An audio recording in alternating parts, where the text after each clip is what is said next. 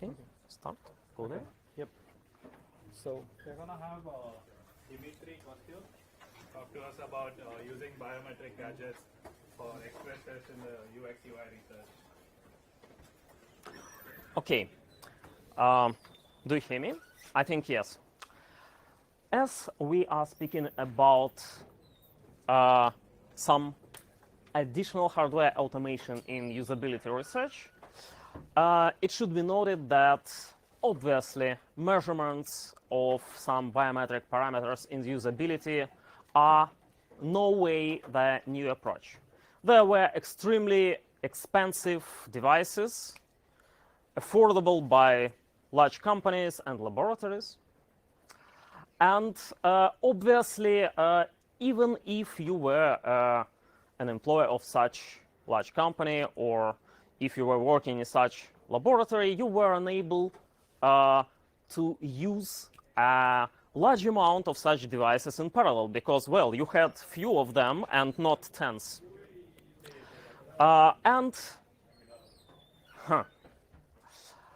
Last several years, we have seen new wave of really powerful biometric devices which are user grade and extremely cheap. Mass market production makes them cheap, and of course they are targeted at entertainment and fitness applications as their primary goal, but still they are producing measurements of biometric parameters with enough precision, which is, well, it's a really attractive idea to use these data for something useful related to usability. And let us speak about how can we do it. So the typical scheme of testing with using of some biometrics looks like this. You have a user. A user is typing text, moving his, well, mouse, or doing some other things with the software. You track time. Possibly you track errors which user makes while working. You monitor heart rate. It's the easiest parameter to track.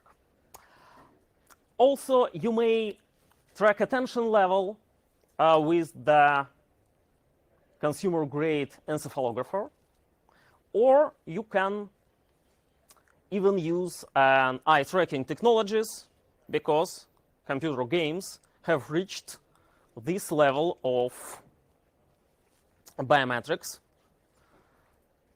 Eye trackers for gamers are not so widely used as joysticks and some other gamepads, but still they are produced, and they are in our group of biometric devices we are going to discuss. What can be measured for the sake of usability research? Galvanic skin response. Unfortunately, this parameter is not measured by consumer-grade gadgets typically, and it's a pity because, well, it's the thing which is really easy to measure and rather informative. But we have heart rate. A lot of fitness trackers are monitoring it. Possibly we can use two fitness trackers or some other tools to monitor blood pressure, but it's rarely used. We have enough cheap EEG devices, I mean an electroencephalography waves measuring. We have enough tools to measure kinematic activity, and as I have already mentioned, we have gaze detection. What did we use ourselves in some usability tests, express tests, comparisons? For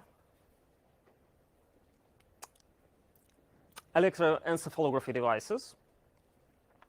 The simplest one is a NeuroSky MindWave. It has a mindset modification which is non-durable.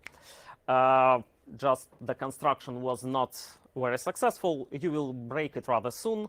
Less durable electroencephalography devices is so-called Nekamimi ears, which are, well, cat ears, placed on your head for the entertainment purposes, which stand still when you are concentrated on something.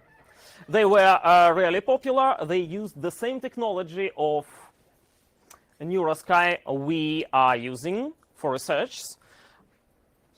Yeah, but, well, we do not discuss them here. And more comprehensive EEG devices from Emotive. Frankly speaking, these are more popular among researchers. Epoch and Epoch Plus, the newer one, and the most new Emotive Insight, a little bit simpler, but still highly capable. Fitness trackers. Our own experience, well, Fitbit Charge. From our own point of view, Fitbit heart rate measurements were the most precise we were using in our research. Unfortunately, open source tools are not very good in getting data from newer models of Fitbit fitness trackers. And really easy to get data from are Xiaomi Mi Bands and Amazfit, which is practically the same device from the data acquisition point of view. If speaking about eye trackers, we have successfully used Tobii Rex and Tobii 4C. Both are targeted at gamers. I'll speak about this a little bit later. Testing schemes which we can use. The simplest one is an individual testing mode. So you have a computer with some software. You make user to do any actions. You write down logs, rather typical logs from the testing program, maybe logs from his biometric devices, the ones you have acquired and were able to put on user. And the more interesting variant is parallel testing mode.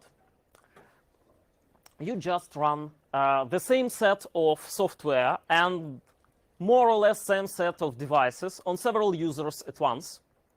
You collect logs from all of them, and you may run all data acquisition scripts in parallel by a starting script, or you can make something more comprehensive. We have created our own open source UX dump suite to carry on such parallel testing, which is, well, the link is on the bottom. But either you are able to have extremely cheap Mi Bands or something like this, and this will allow you to have a representative number of tests in a reasonable time.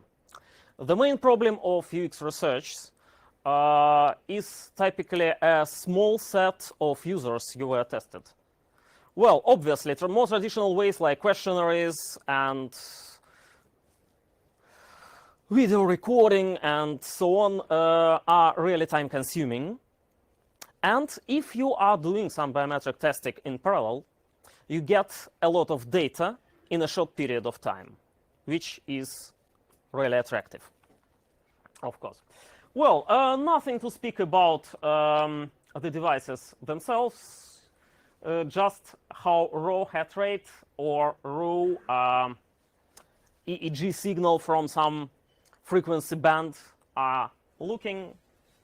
Just an illustrative slide. The most interesting part is getting data from the device. Devices are cheap and affordable. You have a lot of them, maybe. But now you remember that their primary goal is nothing about UX research. They show some pulse or anything on the screen, but typically not share this data with you. Several approaches are available to get something from them. The ideal variant is using universal API. Like Qt Bluetooth or Blues. Most of them are working via the Bluetooth protocol. Unfortunately, it's as rare case as it's only possible. API from the device vendor. Two examples are present here. Fitbit Web API, which is placed on a separate slide because it's something terrible. And some special SDK like, for example, Tobii Eye Trackers one, which is also terrible, but it is not placed on a separate slide. Or you can use special open source tools which were written by not by the developers of the original device, but are able to get data from it. A lot of them exist, and that's the most preferable variant if you have choice. For example, Mindwave headset is sharing, comfortably sharing data via the Puzzlebox Synapse project. Initially, Neurosky wanted some money for the simple suite, which was just able to save raw data, but I don't think they sell it anymore because good open source tools have superseded it. Obviously, the same situation is true for fitness trackers. And the last one is file abstraction. It's, well, not real-time data acquisition, but it also is a good thing to use. I would say that the other really good pulse meters we were using are Garmin fitness trackers. And we didn't manage to get data from them in real time, but if you put them into a USB slot, they are pretending to be a flash drive with logs. So it's even simpler than we wanted it to be for our goals. Little bit more about the vendors provided API. Here you see the strange scheme of dealing with Fitbit fitness tracker. It is precise. Well, few words about the precision of fitness trackers. You may have heard that fitness trackers are not very precise in measuring heart rate, but they are not very good for active physical trainings, because when you wave your hands, they may lose contacts. But actually, our users are not so physically active. And if there is contact, there is a good probability that this contact with the optical sensor will not be lost. But still, Fitbit fitness trackers are the better ones. We were able to use to get data in real time, or almost in real time, but the scheme is terrible. At first, you use open source Galileo tool to download encrypted data, which you cannot decrypt yourself. Then Galileo sends this batch of data to the fitness trackers vendor website, Fitbit.com, and then you use your own application, which is authorized to get data from the website. And the worst is Tobii SDK. There is old SDK, which is unavailable for downloading, which works with older eye trackers. And there is a new SDK, which is available to downloading and which is named to be usable with all eye trackers, but actually usable only with the last model. Oh, sorry. So you still have obstacles, but it's not too difficult to overcome them. So you can calculate also duration of the actions. You can calculate number of errors, heart rate, attention level, a little bit more about the attention level of the headset. It may be pre-calculated metrics from the vendor, which are used to measure mind concentration in games, or you can calculate them yourself. Pre-calculated are better because they are faster. Calculated by yourself are more scientific, a little bit. Gaze detection, a little bit more. After you get coordinates of gaze fixation from your eye tracker, the best tool from our point to deal with this data is GNU Octave, which Octave is actually a fork of MATLAB, and you can use 3 lines of code to plot this gaze map, or you can use a little bit more comprehensive script. The whole script is on the slide to get nice heat maps, which, as you of course know, show which parts of the screen were mostly looked during the test. Types of test tasks. Series of different type operations in one program. User has a list of tasks to do. And by this way, you can compare 2 versions of one program, or you can compare maybe 2 different programs of the same area of application. And you can use different approach, long sequence of routine operations. For example, a lot of clicks or some key types or some other actions. Few examples, really few of them. One is comparison of the Office interfaces. Here you see 3 Office suites, 2 versions of LibreOffice with the top panel and side panel, and ribbons from one of the early versions of Microsoft Office with ribbons. How the final results would look like. For example, in our case, for overcomplicated interfaces like Office suites have, not for if you have simple interface, ribbons are good for nothing. If you have overcomplicated interface, then more than half of your users work faster with ribbons, and smaller parts work faster with top or side panel. Also, you can compare how the state of the user is different when he works with not the best suits for himself. Red background means that these users are better with top panel. Blue background means that these users are better with ribbons.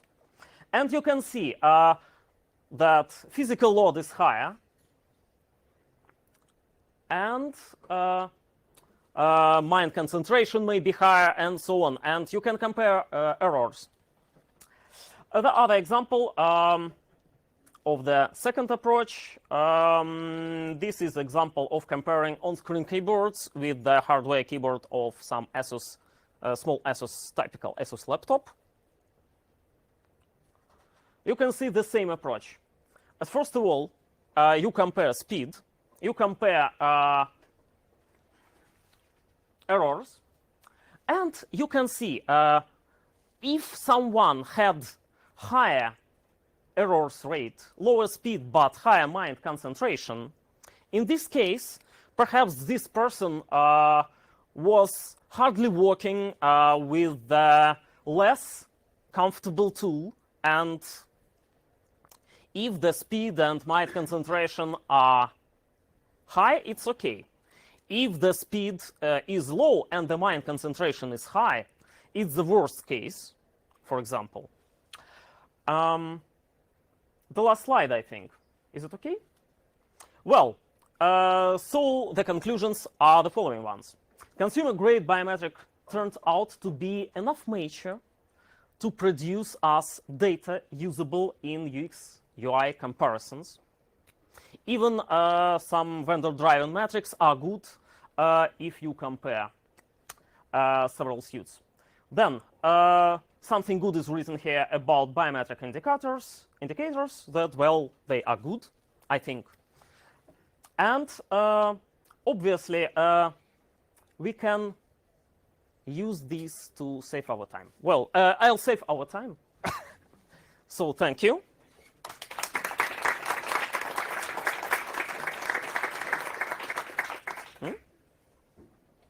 Yeah. How do you select users for tests? Because, for example, you need to check the medical cards because someone can have higher or lower heart rate, and also you can take, for example, experienced user who already knows interface or have a high typing speed. So Good idea. The beta objects are users which have the same level of ignorance in programs you are testing often. Then, of course, you should take into account external distractors. You should randomize the order of suits. You should do some other things which are rather typical for UX research. And what you can simplify along these approaches, you can compare the results of the same user with several types of software. In this case, his, well, state or skills or anything else are relatively the same. but still, what about medical cards? Yeah, of course. But if you do traditional UX research, you have the same problems. And you still have to take these factors into attention. Thank you. Mm-hmm. Yeah, I think we're gonna call it time. That was really Yeah. amazing. Thank you. Oh.